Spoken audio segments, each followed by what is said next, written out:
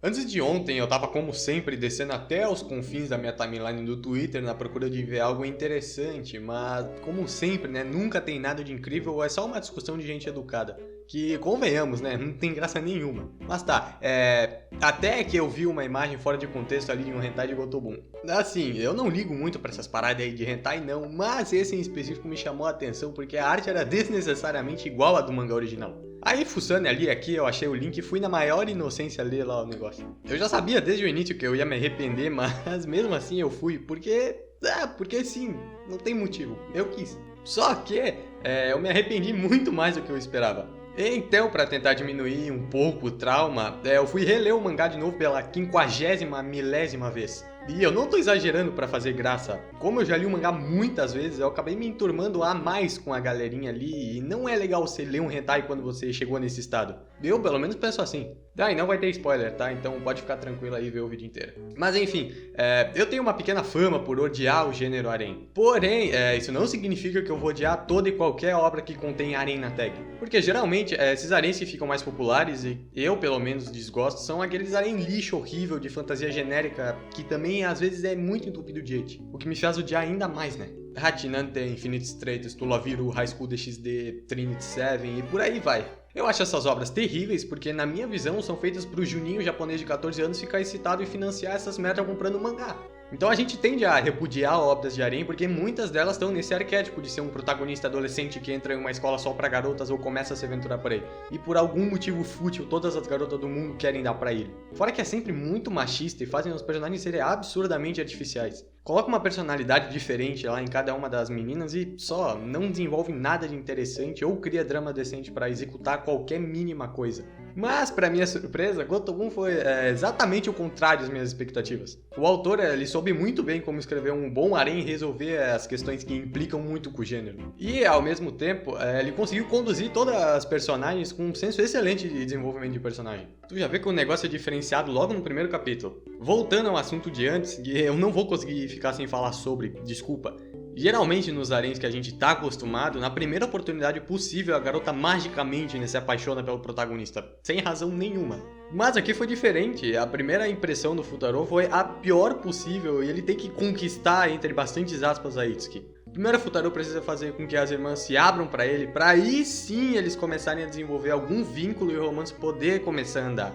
E viu, sem muito esforço já conseguiu fugir muito do padrão do gênero. Só que, claro, esse desenvolvimento precisa de tempo e ele é muito bem respeitado pelo autor, que nos apresenta mais a personalidade das irmãs e começa a construir toda a base a partir daí. Então, cada uma delas acaba recebendo a sua devida atenção em diversos pontos da história, fazendo a gente gostar e simpatizar muito com elas, de modo que a gente compreende em um nível mais emocional, sabe? Quando a gente começa a perceber naturalmente os defeitos delas e ver diretamente as atitudes boas e ruins, nós acabamos considerando uma delas como a melhor garota. Eu acho que não preciso comentar muito, né? Mas Nino Sola, apenas. Elas têm bastante potencial, e isso é muito bem aproveitado. Indiscutivelmente, as 5 são ótimas personagens. E, sinceramente, eu não me importo muito com quem ganhou. Todas elas mereciam de algum jeito. Mas isso aí eu vou deixar pra comentar quando eu estiver falando especificamente sobre elas. E além disso, cada fase de desenvolvimento pessoal pela qual as irmãs passam é mostrado com bastante detalhes. Tanto que se você comparar elas no início e como elas estão no final, a diferença vai ser absurda. E é tão... não digo bonito, mas interessante e divertido de se acompanhar. Porque ali você tá vendo um crescimento e amadurecimento humano, saca? Não algo mais artificial só pra ter um draminha ou outro e arrastar mais o mangá. E agora que eu comentei sobre drama, né? Eu queria dizer que o autor conseguiu escrever os dramas do mangá de uma forma até que sutil e bastante surpreendente. Cada uma das irmãs, e até o próprio Futaro, nos passam lições de vida de uma maneira impensada pra um harenzão, né? Todos os prenúncios, ou melhor dizer, né, as várias nuances que o autor coloca por toda a obra, além de adicionar mais profundidade para as personagens, tornando elas realmente complexas, porque não consegue descrever nenhuma das irmãs com poucas palavras. O próprio Futaro, quando vai falar delas, acaba ocupando 1 ou 2 páginas inteiras. Faz você perceber coisas novas que você não viu na primeira vez que leu. E eu falo isso por experiência própria, tá? Então reler o mangá acaba sendo uma experiência bastante divertida também. E a arte do mangá é lindíssima e, no geral, complementa a atmosfera do mangá. As expressões dos personagens também são muito bem feitas. Em todas as vezes o autor ele consegue passar perfeitamente o sentimento das personagens pelas expressões faciais deles. Isso traz uma sensação de que os personagens eles são reais, sabe? São pessoas ali. E agora, falando sobre as personagens, eu já dei uma geralzinha aí dizendo que eu gosto bastante de todas, mas eu vou me abster de comentar de forma mais aprofundada porque eu quero fazer um vídeo separado falando só sobre o desenvolvimento delas. Então aqui eu vou dar só uma passada por cima para evitar spoilers, tá? Então, a Ichika age como a irmã mais velha, a Nina é a cozinheira e ama muito a família, e ela é super protetora em relação às irmãs, o que causa um monte de problemas no futuro e é a base principal para o seu desenvolvimento mais tarde. A Miko nos dá à primeira vista aquela vibração de alguém serena, mas não é lá bem assim. À medida que você lê o mangá, você começa a descobrir mais coisas sobre ela, né? A Yotsuba é cheia de energia e tem um entusiasmo desnecessariamente grande, eu diria. Isso não é um problema, tá? Eu só tô dizendo que ela é muito animada. Mas tem algumas coisinhas ali e aqui escondidas aí no meio. E por último, tem a Itsuki, que come, não engorda nada. Incrível. Ela tenta parecer séria, mas é só bastante teimosa mesmo. Como eu já falei em algum momento, nenhuma delas emite a mesma vibração do início. Todas elas mudaram e ver como o Futaro afeta a vida de cada uma e ajudou elas a crescerem no sentido de entenderem o que elas querem da vida é um espetáculo. E tem o próprio Futaro, né? Quase esqueci dele, perdão.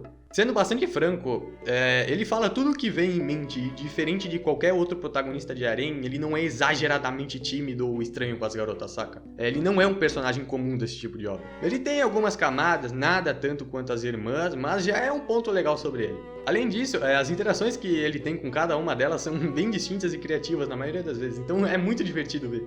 A partir de agora, eu vou falar sobre os pontos que eu não gostei no mangá e para isso eu quero citar alguns acontecimentos. Para quem não leu o mangá, eu vou resumir aqui rapidinho. Eu achei algumas escolhas do autor bastante questionáveis e algumas execuções pareciam tanto forçadas, principalmente na reta final. Eu também tive alguns problemas com o ritmo do mangá ali e aqui, tipo... Eu acho que o mangá ele precisava de mais capítulos para contar todos os arcos de uma forma mais detalhada e com um bom tempo. Então, pra você que não leu o mangá, é isso, né? Obrigado pelo seu tempo e nos encontramos na próxima.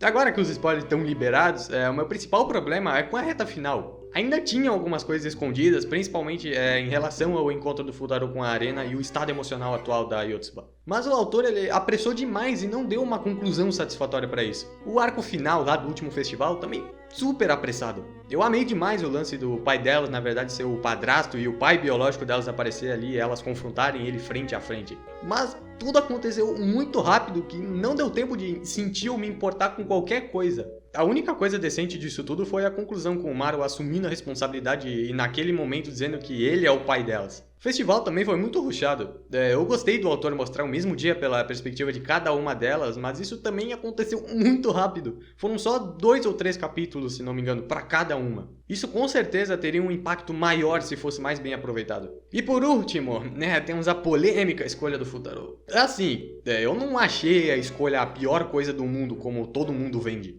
Isso aí é nitidamente só frustração porque aqueles queriam não ganhou. Mas eu também acho que o autor ele poderia ter aprofundado um pouco mais a escolha. O Futaro chama elas numa salinha, fala umas coisinhas bem bonitas, ele mandou bem nessa, mas depois ele só chega na Yotsuba e fala que ela escolheu porque ela é ela. Sabe, isso chega a ser ofensivo com todo o desenvolvimento que as outras tiveram até aquele momento. Parece que o autor ele lidou com esse arco da garota escolhida como uma piada. Foi muito seco, sem qualquer explicação decente do porquê. Parece que a Yotsuba ela ia ser escolhida desde o início, independente do que as outras fizessem.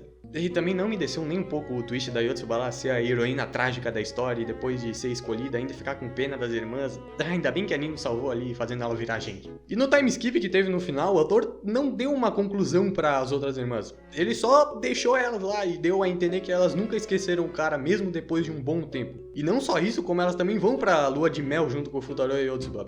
Por quê? Ao meu ver, ficou meio óbvio que o autor ficou com medo de realmente fechar a história com uma escolhida. Então ele meio que tentou dar uma amenizada, mas ficou muito horrível e desnecessário isso. Então, não tinha o porquê acontecer isso. Mas eu acho que eu vou parando por aqui, né? Eu sinto que eu consegui expressar bem e colocar tudo que eu pensava pra fora. Então, acho que é isso. Até a próxima. Tchau.